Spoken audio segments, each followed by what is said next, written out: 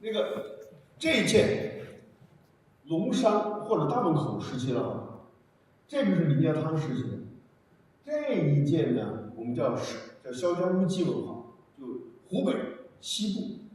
所以这些东西居然都收在商代墓葬里，这说明什么？商朝人玩呢，收集古董呢。就商朝他也收古董，这个是不平常的，对不对？直播，这个说太多了，说到哪抹去了？我就是平复一下，说嗨了就开始胡说八道。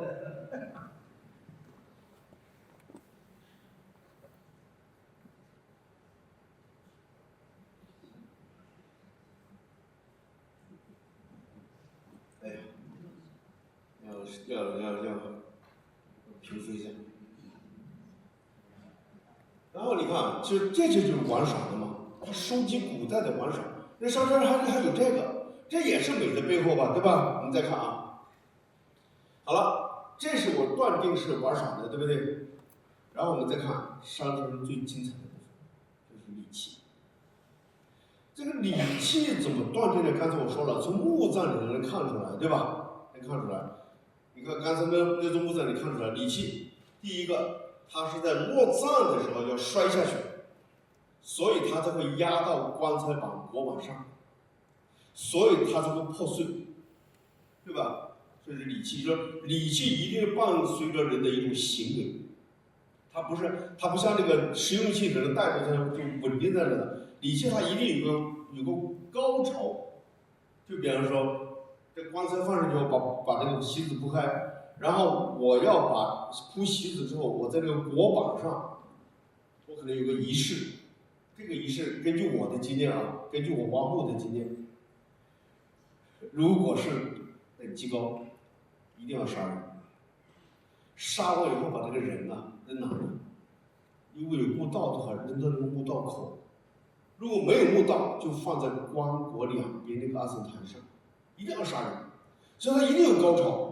所以礼器像大乐、乐、大葛、玉璧、玉器这样的下去的时候，是整个祭祀的最高潮。咱们现在人买这土葬的时候，这个土葬的时候不是我们叫什么？就是那个诀别的时候，就是当然在室内起棺的时候，大家要哭嘛。但是到了坟地落棺的时候，是不是有一个人有一个要全都跪下，然后说往里填土的时候，一把土撒进去，高潮一样的。好，那时候礼器，我们再看，回到这点。那么这样的话呢，你就会这是我这边我列的是我的研究方法啊，就是我怎么研究这个礼器是不是礼器，这边是方法。观察器型，观察使用痕迹，观察图像，观察材料，观察类型学，观察位置间搭配，查文献等等，还有早晚的对，这是研究方法，我们可以不管它。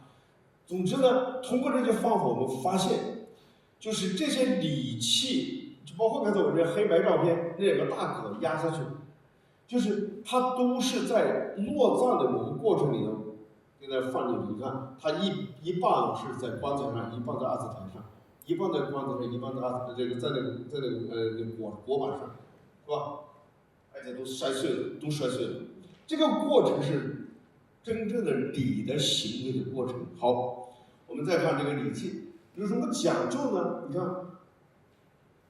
除了把它摔破，刚才你看夏王朝这个乐不是一个人吗？这才是商朝的乐，商朝的乐特别浑圆，做的特别讲究的是，这是商朝的。就现在是能分开的，以前分不开，现在都能分开，因为知识越来越多了嘛，就知道哪夏朝哪商朝。这在夏朝，当时呢，你看它断了，它为什么断了？就摔断了。然后呢，这个也断了，看到没有？这是个玉璧，也断了。好了，这一件是礼器呢，还是装饰品？因为刚才我说是吊坠，是装饰品，是吧？这就是个装饰品。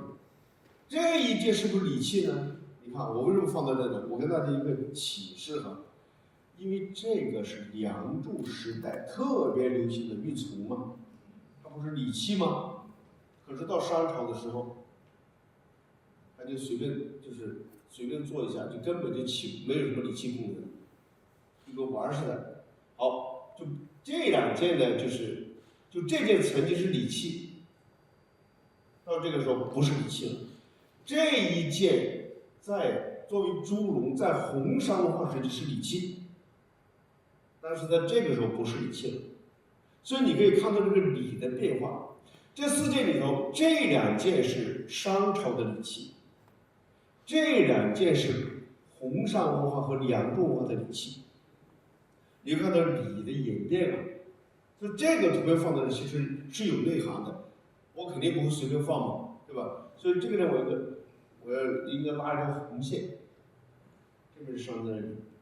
好了，这个就发现哦，商朝的礼制是这样子一个变化。好，我们再看，这是礼器吧？